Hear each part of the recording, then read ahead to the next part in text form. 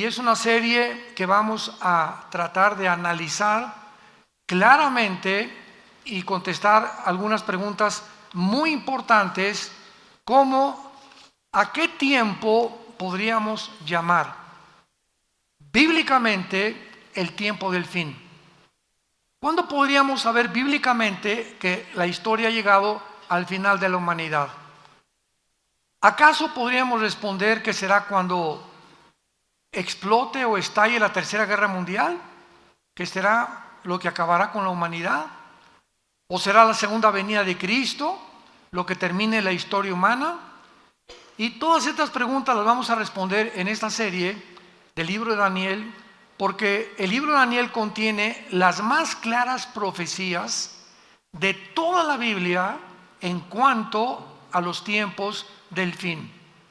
La conferencia anterior, esta es la segunda parte que compartí hace algunas horas, vimos claramente un panorama de todo el libro de Daniel y de las profecías de Daniel que culminan con el capítulo 12.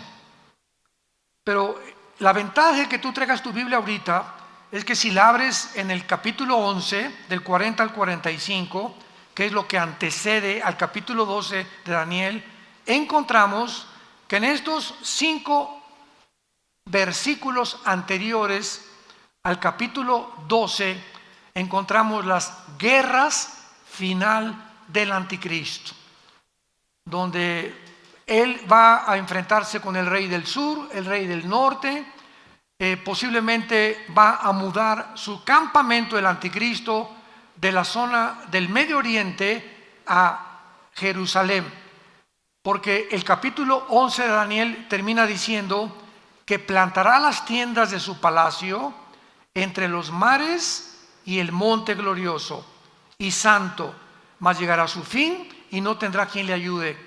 Vemos pues que el capítulo 11 termina describiendo el anticristo ya en Jerusalén, donde ya tiene sus cuarteles generales, lo que nos indica que no siempre, cuando el anticristo surja, tal vez firme el tratado de paz con los judíos 3 años y medio antes, pero posiblemente él tenga sus cuarteles en Irak o en Siria o en esa región del Medio Oriente. Por alguna razón se moverá a Israel a los 3 años y medio de la semana 70 de Daniel, y a los 3 años y medio llegando a Jerusalén, el anticristo va a entrar al templo judío, que les permitió anteriormente reconstruirlo y meter dentro del lugar santísimo del templo judío una imagen de él que se llama la abominación desoladora. Este término, abominación desoladora, es una imagen que en el capítulo 13 del Apocalipsis se nos explica que el falso profeta va a hacer que el mundo adore esta imagen. Y el momento en que el anticristo introduzca esta imagen suya en el lugar santísimo, desde luego profanando y burlándose ya claramente de los judíos, Cristo dijo en Mateo 24:15, cuando vean la abominación desoladora, hablándoles a los judíos, que habló el profeta Daniel, corran a los montes, porque habrá tribulación como jamás la ha habido en toda la historia. Entonces, el capítulo 12 del libro de Daniel inicia diciéndonos, en aquel tiempo, ¿cuál tiempo? Corresponde al versículo anterior. En el tiempo en que el anticristo se mude a Jerusalén, en ese tiempo que es a los 3 años y medio de la semana 70 de Daniel, se levantará Miguel, el gran príncipe que está de parte de los hijos de tu pueblo. El arcángel Miguel tiene asignada la misión especial y la responsabilidad, el deber de proteger y de cuidar al pueblo judío. Y esta es la razón, y nos da la respuesta de por qué Israel, a pesar de que todos los primeros 5 grandes imperios, desde el imperio egipcio, asirio, babilónico, los medos persas, los griegos y los romanos, 6 imperios, el romano fue después de Daniel, desde luego en tiempos de Juan, 6 imperios, que el último romano fue el que lo crucificó, fue el que destruyó Jerusalén y fue el que hizo que los judíos se esparcieran en todas las naciones del mundo, el imperio romano. Esto nos habla de cómo es posible que detrás de tanta persecución, este grupo étnico de judíos hayan podido sobrevivir. Sin embargo, es muchísimo más grande el milagro que sucedió en 1948 del siglo pasado, cuando después de casi 1900 tantos años de ser repartidos por el mundo entero, después de la persecución de los nazis, la Liga de las Naciones, antes no era la ONU, era la Liga de las Naciones, votan a que ese pueblo étnico regrese a su tierra el 14 de mayo de 1948. Ante los ojos expectantes e incrédulos de geólogos, antropólogos, estudiosos, historiadores, geógrafos, ¿cómo es posible que nunca este milagro se había visto en la historia de la humanidad? Que un grupo que había sido esparcido y que hubiera perdido su identidad, su cultura, su lenguaje, sus costumbres, sus tradiciones, como le ha sucedido a todas las naciones que han sido esparcidas o que se han cambiado de una nación a otra, no le sucedió al pueblo judío. Mantuvieron su religión, mantuvieron su idioma, mantuvieron sus tradiciones, mantuvieron su cultura y regresaron en el 48 para fundar más milagroso en un día. No tomó meses, tomó un día para que se formara el Estado independiente soberano de Israel. Cuando David Ben Gurión es nombrado el primer ministro el 14 de mayo y al otro día, inmediatamente en la madrugada, los árabes los atacan y sobreviven cuando casi no tenían armas. En 1956 los vuelven a atacar, vuelven a sobrevivir. Viene la guerra de 1967, donde el presidente Nasser de Egipto le habla al presidente de Siria, de Irak y de Líbano: vamos a sacar a los judíos y aventarlos al Mediterráneo, aplastémoslos como puercos y desaparezca el pueblo judío. Y se juntan 5 naciones árabes para poder atacar a un pueblo que era superado 12 a la 15ª potencia de probabilidades que tenían los judíos de sobrevivir la guerra de junio de 1967, que se llamó la Guerra de los 6 días. Uno de los más grandes militares en la historia del siglo XX fue el general Schwarzkopf. Hay su libro con su biografía de él, la puedes conseguir, y fue el que dirigió la operación en el desierto en 1990-91, cuando se juntaron 29 naciones en una coalición dirigidas por el presidente Papa Bush para sacar a Saddam Hussein de Kuwait, que había llegado a matar a las mujeres, a los niños y apoderarse del petróleo del Medio Oriente, y quería poner de rodillas al mundo entero. Pues las naciones reaccionaron y se formó una coalición, y el que dirigió toda esta operación fue el general Schwarzkopf. El general Schwarzkopf, cuando leí sus memorias hace algunos años, escribe lo siguiente: yo estudié en West Point, la mejor academia militar en Estados Unidos, y estudiamos las guerras del Peloponeso, las de Napoleón Bonaparte, de Carlomagno, los increíbles avances de Alejandro el Magno, que en casi 10 años conquista todo el Medio Oriente y parte de Europa y África, y todo Gengis Khan, y nunca en la historia de la milicia, escribe el general Schwarzkopf, había habido una guerra tan milagrosa, donde no tenían 0 probabilidades de sobrevivir, como la guerra de los 6 días. ¿Qué pasó en esta guerra? Bueno, pues se juntaron las 5 naciones árabes y los judíos, sabiendo que los árabes, principalmente en Egipto y en Siria, se levantan a las 7:30, 8 de la mañana y son considerados hasta el siglo XXI los judíos los pilotos más diestros y los mejores pilotos que los MiG rusos, que los de Inglaterra, que los F-35 de Estados Unidos. Los pilotos judíos se consideran los mejores pilotos del mundo. Ahora que fuimos a Israel, nos contaron nuestros guías que tienen las bases. ¿Dónde creen ustedes que tienen las bases ahora? Debajo de la tierra.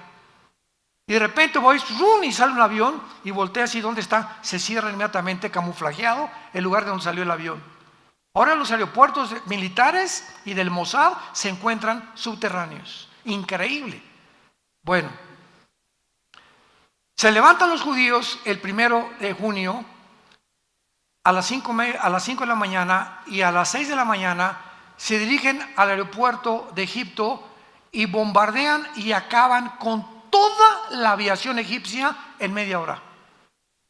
Se van a Siria y acaban con todos los aviones de sirios. Se van a Irak y acaban con todos los de Irak. En menos de 3 días tenían el control del aire. Y teniendo el control del aire, tienes el control terrestre del ejército y de la marina, si es que la marina va a intervenir. Que en este caso no intervino, no hubo necesidad.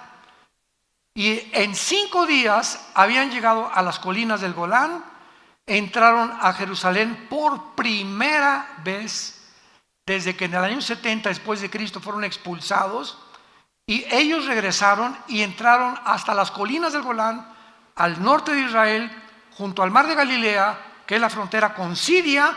Se apoderaron de la frontera con Siria, las colinas del Golán, y al 6.º día la Liga de las Naciones les mandó un recado: párenle. Y qué increíble que terminó la guerra en 6 días. ¿Saben por qué? Porque el 7.º tenían que descansar. Parecería una coincidencia, ¿no? Pero así fue como sucedieron las cosas. Bueno, pasó el tiempo y tuvieron que volver las colinas cerca de Egipto. Tuvieron que, Jerusalén se tuvo que partir. Ahora que fuimos a Jerusalén vimos del Muro de los Lamentos, que es el lado oriental, ¿verdad? Occidental es de los judíos, el otro donde está la mezquita Omar es de los musulmanes todavía. Y entonces está repartido Jerusalén entre unos y entre otros. El banco oriental es de los palestinos, la franja de Gaza es de los palestinos, pero se quedaron con las colinas del Golán, que son la frontera con Siria. Y dijeron: esto no lo negociamos jamás, porque el día que negociemos que entregar las colinas del Golán, el ejército sirio lo tendríamos en la frontera de nuestro país y nos amenazaría con acabar completamente con la nación, que fue lo mismo que hizo Putin en Ucrania.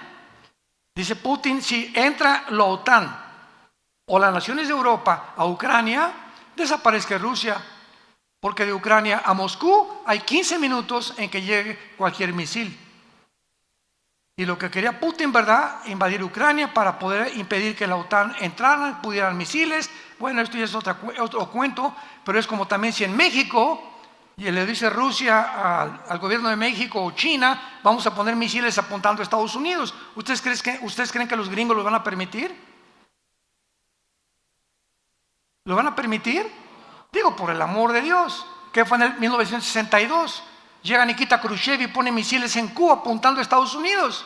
1962. Y los satélites le dicen al presidente John Kennedy: hoy están los rusos en Cuba apuntándonos con satélites. Esto no puede ser.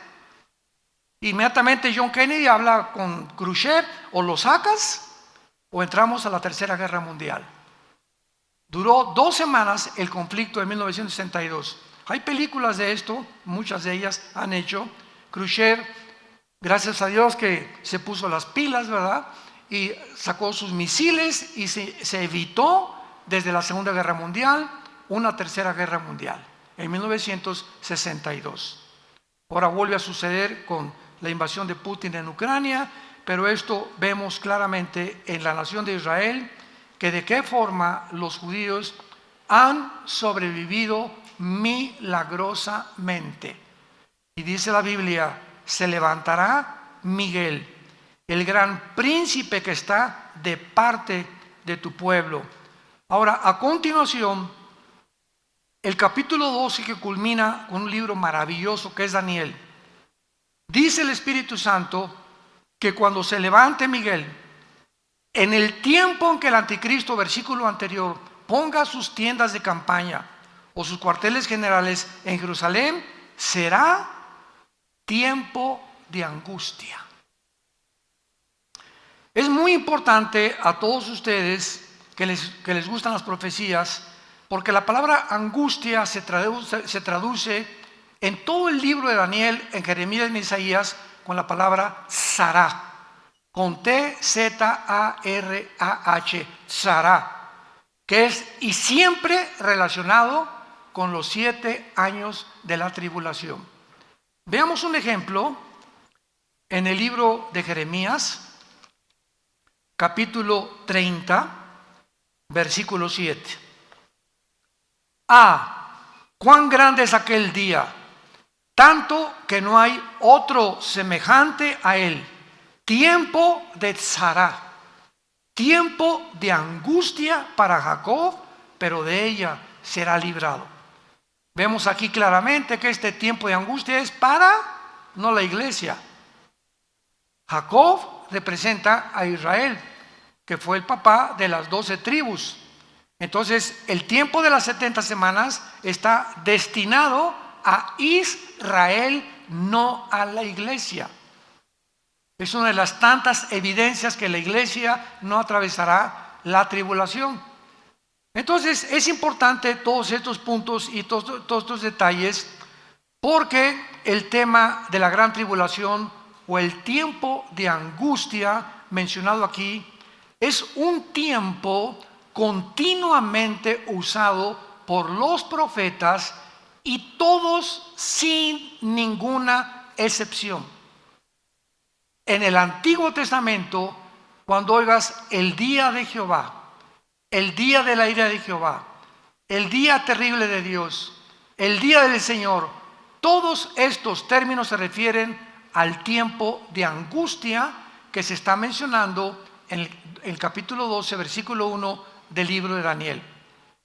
Y Cristo en Mateo 24, versículo 15 al 21, manda esta advertencia a los judíos y les dice: cuando vean ustedes la abominación desoladora,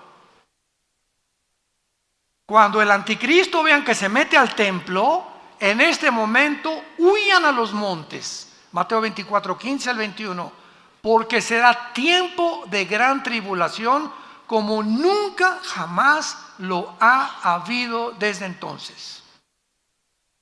Y luego dice en el Evangelio de Lucas, capítulo 21, versículo 34, mirad también por todos ustedes, que sus corazones no se carguen de glotonería y embriaguez y de los afanes de esta vida. Y venga de repente sobre vosotros aquel día. ¿Cuál es aquel día? Se le llama día de 24 horas, hay días de un año, para Dios 1000 años es como un día, etcétera, etcétera. Aquí está refiriéndose a todo el tiempo de la tribulación.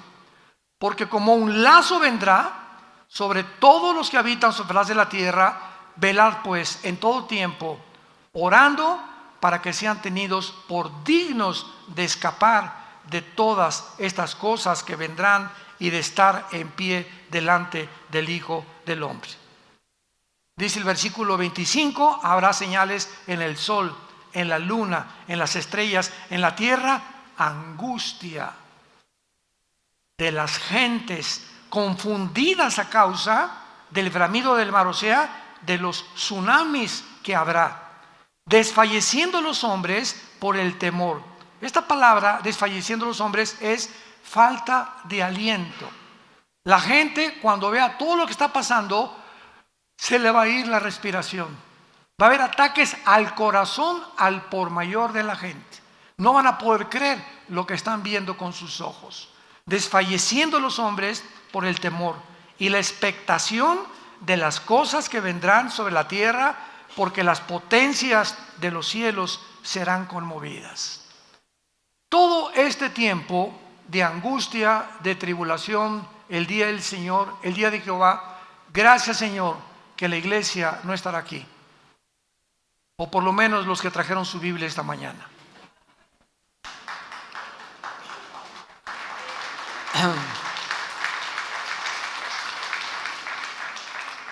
Ahora es interesante que desde el Antiguo Testamento, por ejemplo en el libro de Deuteronomio, capítulo 4, versículo 30, se profetizó esta angustia y este tiempo para Israel.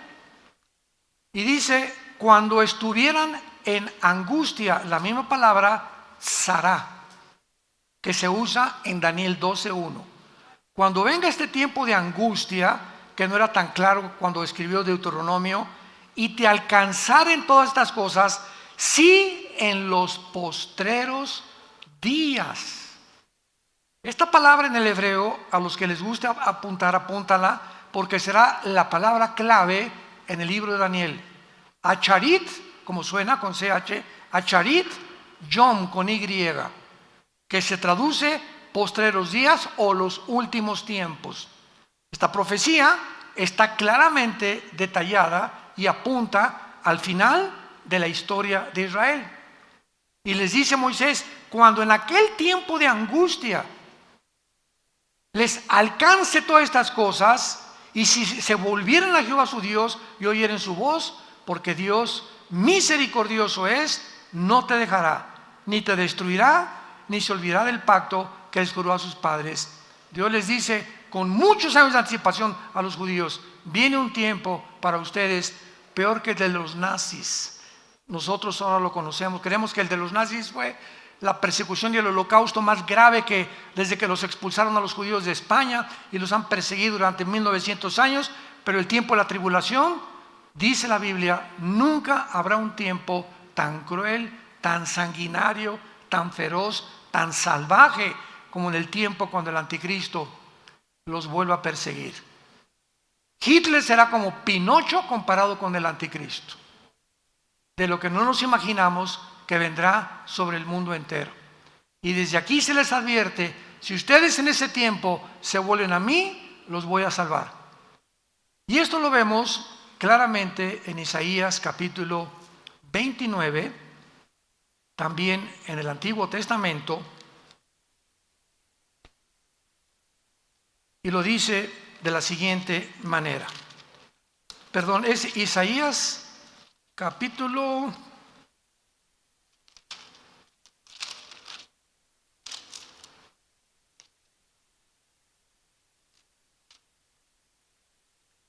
Bueno, está en Isaías hoy también el versículo a la mano, que Dios va a esconder en un lugar especial al remanente, porque habrá un remanente nada más, o sea, un pequeño grupo de judíos que se van a salvar.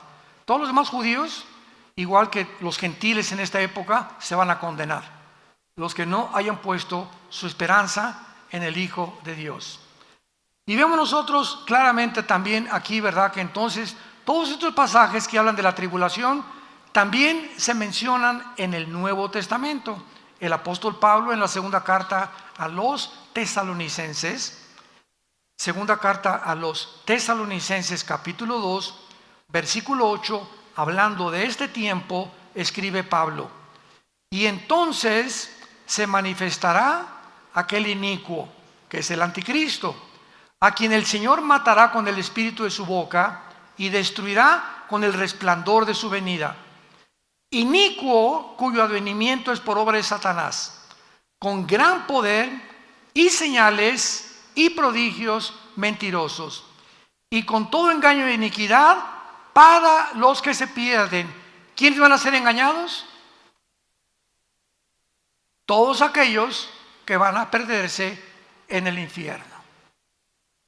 Todos los seres humanos, millones de seres humanos, se burlaron de Dios, nunca quisieron aceptar a Cristo, quisieron independizarse ellos. Yo voy a hacer mis 10 mandamientos, no tengo por qué someterme a ese Dios, yo soy Dios, yo puedo crear realmente el mejoramiento de mi familia, de mis hijos, etcétera, etcétera. Entonces, estas personas van a ser engañadas.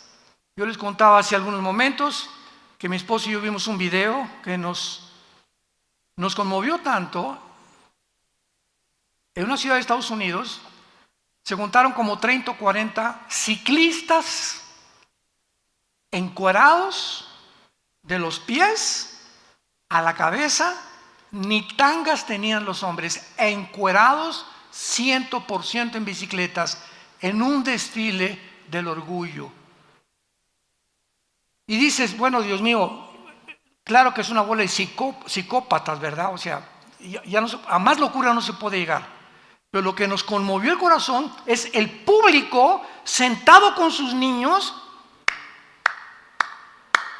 Increíble que la gente llegue el momento de aceptar algo inconcebible hace algunos años como normal. Increíble.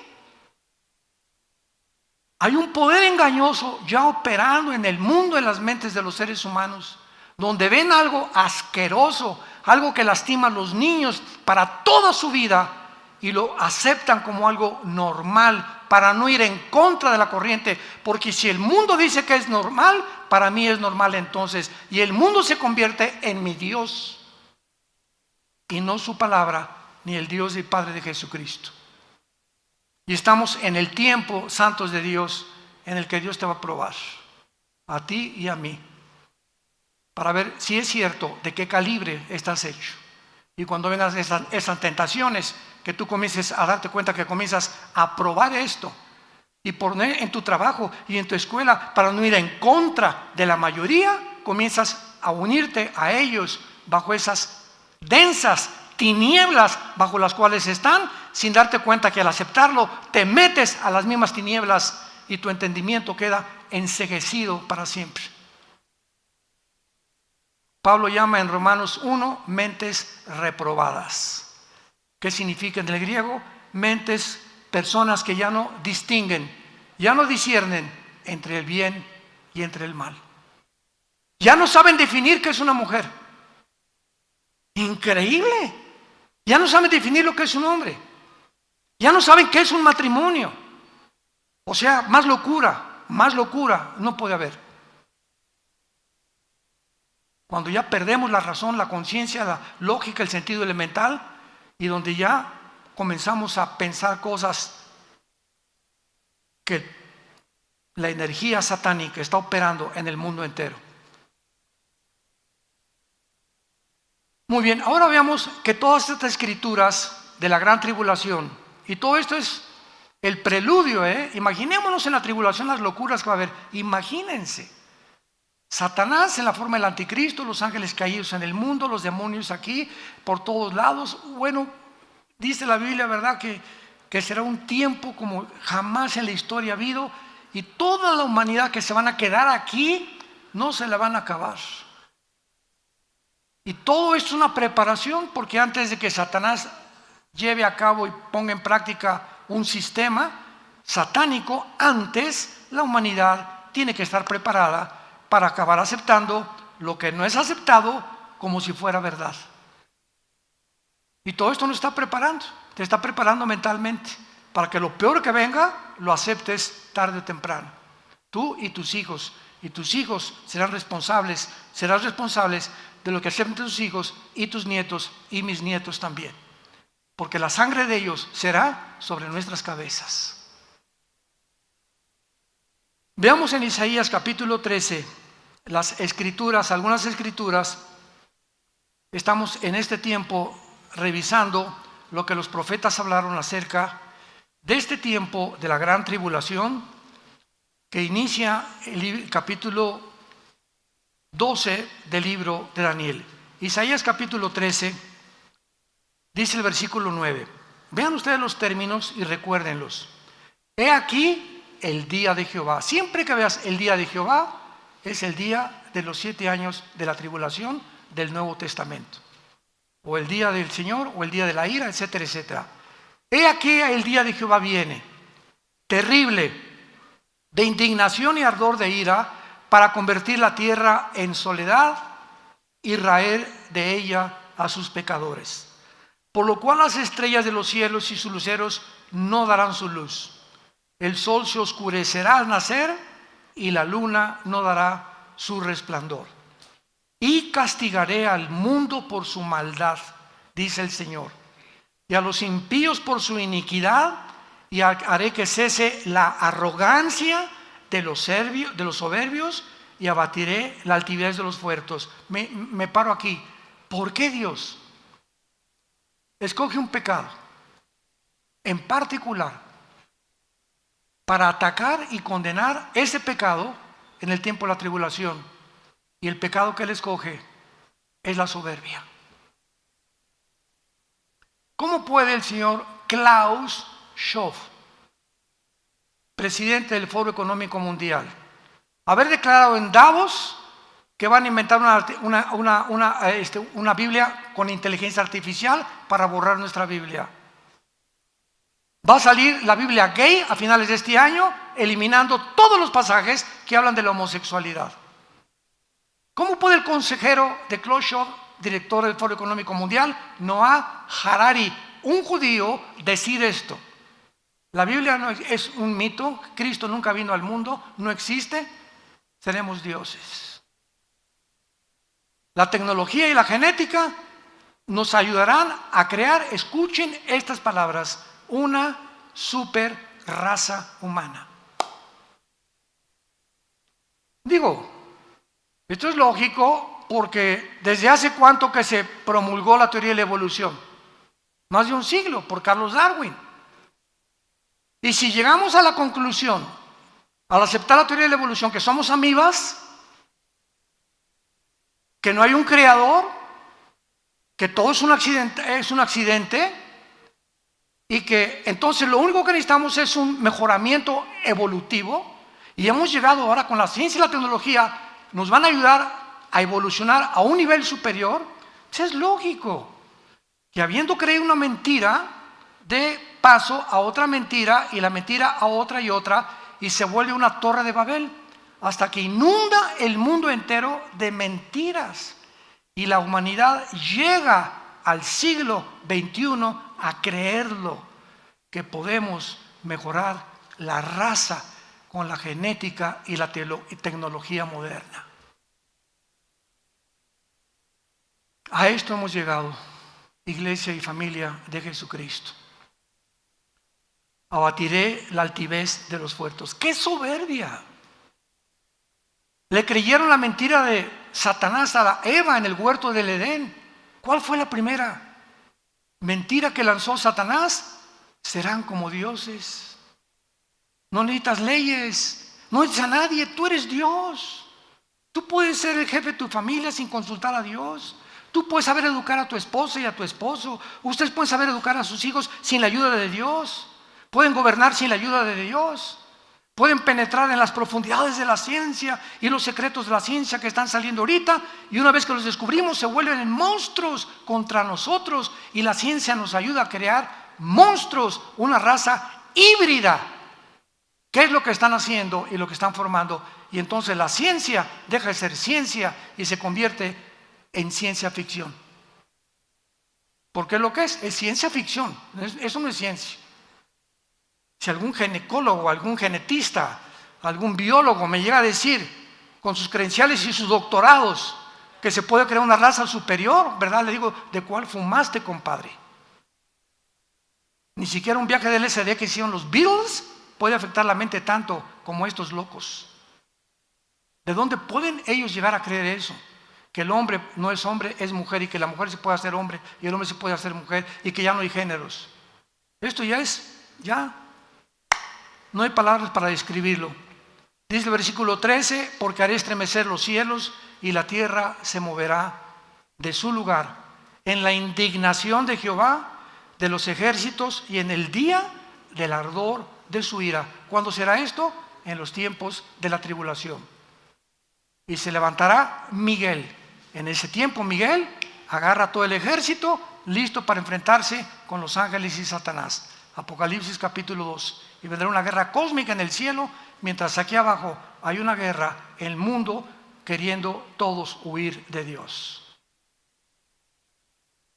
Veamos otro pasaje de las Escrituras en Isaías 24. Esto está increíble. Isaías 24. Estos pasajes que estamos describiendo el tiempo de la tribulación fueron escritos hace 2000, apúntalo en tu Biblia, 700 años. El libro de Isaías, ahora que fuimos a Israel, entramos al Museo del Holocausto y nos enseñaron los rollos del Qumran, que en 1947-48, cerca del Mar Muerto, descubrieron unos esenios, es un grupo, una secta que se formó en Israel, en unas jarras de barro, y ahí está el rollo de Isaías, así como está en los rocos, exactamente como lo tenemos, y rodea todo el Museo del Holocausto. Ahí está escrito originalmente, tal como se encuentra aquí. Documentos de la Ilíada, de la Odisea, de cualquier escritor que tú me has dicho, de Platón, de la República de Platón, de Sócrates, de Demóstenes, de Zenón, de cualquier filósofo o escritor que tú me quieras mencionar, no existen más documentos originales que los que tiene la Biblia. No, la Biblia es hecha por hombres, no saben ni lo que estás diciendo. ¿Quién te lo dijo? Mi maestro de secundaria, con razón. Con razón, comenzamos a creer todo lo que dicen los noticieros, porque el ataque es contra la palabra de Dios y comienzan a hablar cosas que ni siquiera saben. Dice Isaías 24, versículo 3 en adelante. Escuchen esto: la tierra fue escrito hace 2700 años, enfatizo. La tierra será enteramente vaciada, completamente saqueada, porque Jehová ha pronunciado esta palabra. Se destruyó, cayó la tierra, enfermó, cayó el mundo, enfermaron los altos pueblos de la tierra, y la tierra se contaminó bajo sus moradores. ¿Por qué? Vean las tres causas. Número 1, porque traspasaron las leyes. 2, falsearon el derecho. Y 3, quebrantaron el pacto sempiterno. Por esta causa, la maldición consumió la tierra y sus moradores fueron asolados. Por esta causa fueron consumidos los habitantes de la tierra y disminuyeron los hombres. Número 1, hemos traspasado las leyes de Dios. Génesis capítulo 1, primer página de la Biblia. La uva va a producir la semilla que tiene, uvas, no naranjas, ni papayas, ni chabacanos, uvas, porque el conocimiento y la información, dice Dios, que le puse a la uva, contienen los nutrientes y los minerales que no tiene la de la naranja ni la de la manzana. Las manzanas van a producir de acuerdo a las manzanas. Los perros siempre serán perros y nunca se va a cruzar un perro con una gata, porque el ADN del perro es diferente al de la gata. El rinoceronte no se puede cruzar con la yegua, ni el camello con un chivo. No mezclen nunca jamás las semillas. Desde antes que en 1860 Mengele comenzara a descubrir las herencias o la ley de la herencia, hasta 1954 del siglo pasado, el doctor Crick y el doctor Watson les dan el premio Nobel de Medicina por descubrir la molécula del ADN, el ácido desoxirribonucleico. Cuando leen esto, yo siempre lo dije, si Carlos Darwin hubiera conocido precisamente el ADN que está en las células, nunca hubiera escrito el libro El origen de las especies, que es la aberración más grande de la literatura que existe. Y ya Dios lo había establecido, pero comenzamos ahorita ya a cruzar vampiros con murciélagos, con palomas, y el chivo con un perro, y una oveja con un chivo, y estamos comenzando a producir mezclas, y siempre una mezcla entre dos ADN produce un híbrido. Cruza un caballo con una burra, ¿qué nace? Una mula, y las mulas son híbridas porque violaron las leyes de Dios. Por esta maldición viene sobre el mundo. No le eche la culpa a Dios, somos nosotros los que nos hemos creído dioses y podemos nosotros creer que podemos manipular la genética a nuestro antojo. Hemos falseado el derecho, ya no hay justicia en ningún lado. Los niños son traficados. Las Naciones Unidas, que es la institución que desde 1946-47 se formó para poder realmente traer respeto entre nación contra nación y poder defender los principios morales y éticos de las naciones, se convierte en el gran enemigo de las naciones, tratando de decretar la pedofilia como algo legal. Hemos falseado el derecho. Y hemos quebrantado el pacto sempiterno. ¿Cuál es el matrimonio? ¿Cuál es la institución más santa, más sagrada que existe en la Biblia? El matrimonio. No hay institución más santa y más sagrada que el matrimonio, porque es el vínculo y el bastión de toda sociedad. Las naciones están formadas por familias. Y cuando la familia es destruida y cuando ya son 2 hombres y 2 mujeres los padres de los niños, es cuando decimos, hemos quebrantado, nos hemos vuelto locos de creer que puede funcionar. Y finalmente les doy una estadística que les va a poner los pelos de punta, y es la siguiente. No lo dice la Biblia, lo dice los doctores de psiquiatría y psicología en Los Ángeles, California y en Nueva York. Escuchen esto. El 65% de las personas que se han hecho operaciones de cirugía para cambiarse de sexo o los transgénero se han acabado suicidando. El 65% de un ser humano que cree que no es lo que Dios lo creó, porque si tengo el cromosoma Y, soy varón. Y si mi mente me dice que no soy lo que mi biología y mi genética me dice, es porque mi problema no es físico, mi problema es mental. Traigo aquí tornillos flojos, aflojados por demonios que quieren robar mi identidad y decirme que no soy lo que Dios me creó. Y ese cambio entre mi mente y la genética hacen que se vuelva produzca una chispa en mi cerebro y en mis neuronas que me acaban finalmente volviendo loco para quitarme la vida. Porque acabas sabiendo que ya no sabes ni lo que eres. 65% de los transgéneros se quitan la vida. Vivimos un mundo cruel, un mundo ciego, un mundo en tinieblas, donde la luz está aquí en la palabra de Dios. Porque de tal manera amó Dios al mundo que ha dado a su Hijo unigénito, para que cualquiera de ustedes que en Él crea no se pierda, mas tenga la vida eterna.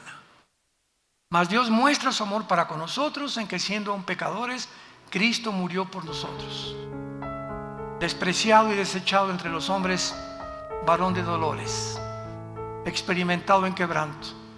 Como que escondimos de Él el rostro, fue menospreciado y no lo estimamos. Le pusieron espinas en la cabeza y clavos en los pies. Y a los 3 días abrió la tumba para decirnos, yo soy la resurrección y la vida. Tu vida no va a acabar en la tumba, ni cuando te cremen. Tu vida después de la tumba sigue continuando y solamente hay 2 lugares: te reunirás conmigo o te condenarás eternamente. Y nunca digas que yo te condené. Como decíamos ahora que estábamos en Israel, decía el guía, si alguno nos bajamos del camión a un Belén, por ejemplo, y ahí está la hermana Chole comprando y el camión se fue, nunca diga, la dejamos, ella se quiso quedar. No me echen la culpa, dijo el guía.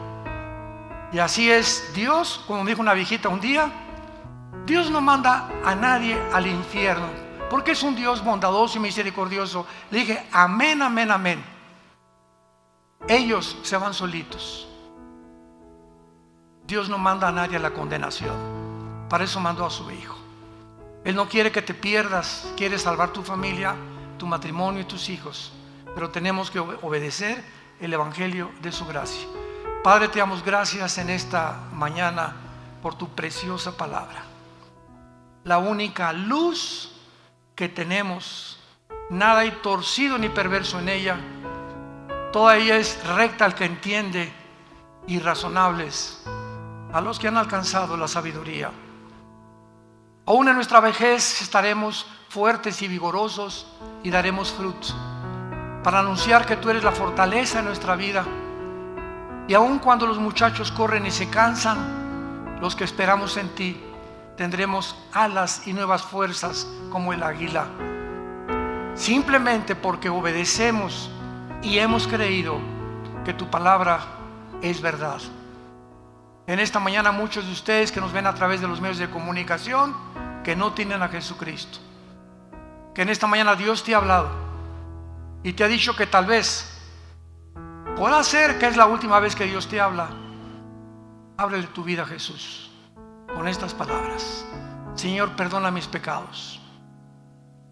Sé que mi vida no te agrada y he vivido en un mundo de tinieblas, de desobediencia, de ansiedad, de estrés, de falta de esperanza. Mas ahora creo que tú resucitaste entre los muertos y te pido que entres a mi vida en este instante como mi Señor y Salvador. Creo que con tu sangre en la cruz pagaste toda la cuenta de todos mis pecados y nunca tendré suficientes palabras para decirte gracias. Gracias por tan grande salvación. En el nombre de Jesús. Amén. Dios bendiga su palabra. Los cielos y la tierra pasarán, pero mi palabra permanecerá.